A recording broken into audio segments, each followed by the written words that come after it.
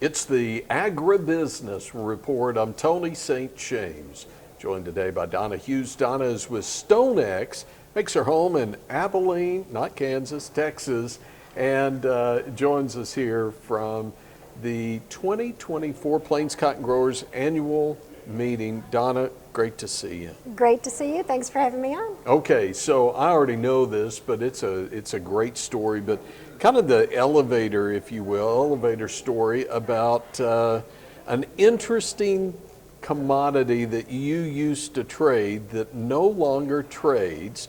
What is it and why don't we trade it anymore? I used to trade pork bellies for a very long time, about 35 years, and the specifications for the pork belly contract do not adhere to what the physical product is right now as far as deliverable. And so the more product that was made in the undeliverable mode, that took away from what was being traded on the exchange as far as equal physical contracts.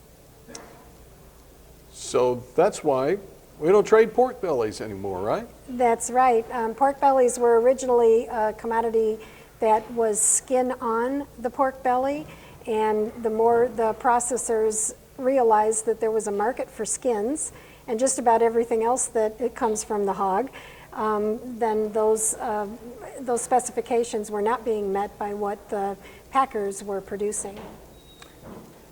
So we don't trade that anymore, but we do trade some other commodities, and one of those is cotton.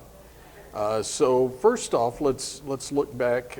We got numbers from the National Cotton Council. They gave us numbers early in the year, and then we also had some numbers from USDA back in February, and at the end of March we get their prospective plantings report. Are there any surprises at all there? You know, I think with the numbers, the Ag Forum, USDA was looking for 11 million acres to be planted this year, and the number came in at about 10.6. And although that was lower than what USDA was expecting off the Ag Forum, it is more than what we saw last year. And just from our perspective with producers that we've been talking with up until now, you know, based on economics and, you know, a few other factors, we were going to be seeing some of those corn acres or other commodities go to cotton. So, you know, it's going to be interesting to see how that pans out as we go forward.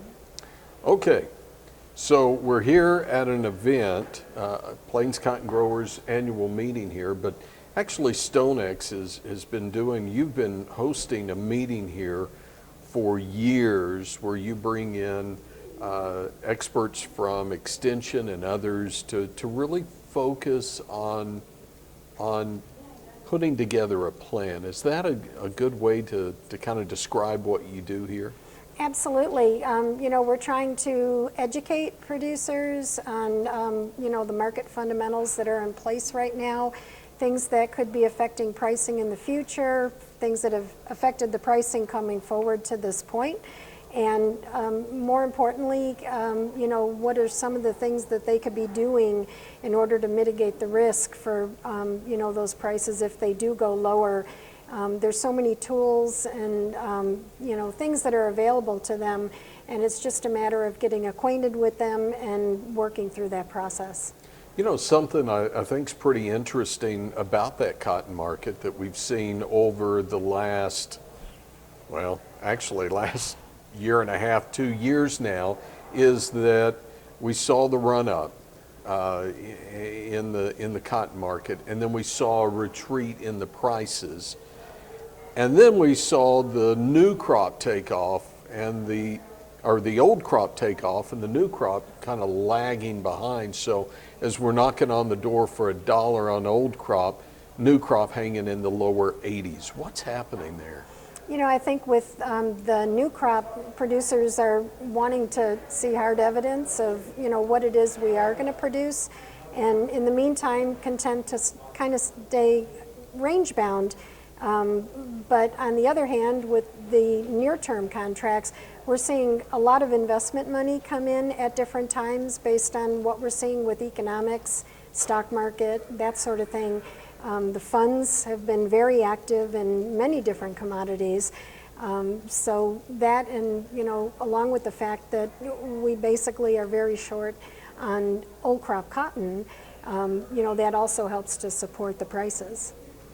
Is there some fear, and this is from a spectator's perspective, but is there some fear or some concern maybe by the trade that if we see the new crop really rally and catch up, we'll grow too many acres? There's always the possibility, the more the economics pencil out in favor of cotton, that certainly is a possibility. But depending on planting and insurance dates and all of that, producers have a lot to consider. What about alternatives? Because I know that anytime we're talking about cotton in the mid to lower 80s, that doesn't really pencil out for most producers. So are you having any questions, any concerns? Are there any conversations on maybe alternate plans for producers in 24? I think producers, they're obviously very smart folks. And so, when we have markets such as we do this year, you have to kind of plan ahead with the what ifs. And so, we have had conversations about, is it going to be sunflowers? Is it going to be, an alternate grain type deal? But again, depending on the operation, the location, capital, expenditure, that sort of thing. And more importantly, the marketing side of it, after you take all that into account, a lot of decisions to be made.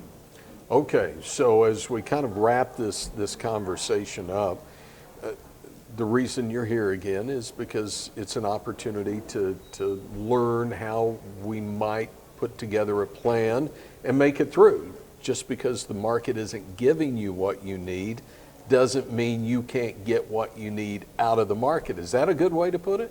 It's a good way to put it. We have the cash market, we have the futures market. We've got a good season of time to be trying to work those two together to try to maximize what we could do for producers as far as getting a good price and minimizing risk. Donna, always great to see you. If we want to learn more about StoneX, which quickly, who is StoneX? I mean, we keep talking about StoneX, but who are they and what do you do? StoneX is a financial services company, and it's got a very wide footprint across that industry, anything from commodity trading to grain merchandising, securities, monetary fund clearing, just a variety of different things. I specialize in the commodity division, and so it's our pleasure to be able to work with producers with risk management. And can we find you online? You could find me online. I'm on Twitter at @BellyMaven. That's my old Twitter handle from the pork belly days. I'm on LinkedIn, and then of course Facebook. You can also ring me up at 214-613-1688, or my email address is donna.hughes1, the number 1, at stonex.com. I bet we can also do snail mail too, but that's Snail been a mail. while, hasn't it? It's been a while. It's been a Okay. while. Donna Hughes is with StoneX from the 2024 Plains Cotton Growers Annual Meeting in Lubbock. I'm Tony St. James. This is the Agribusiness Report.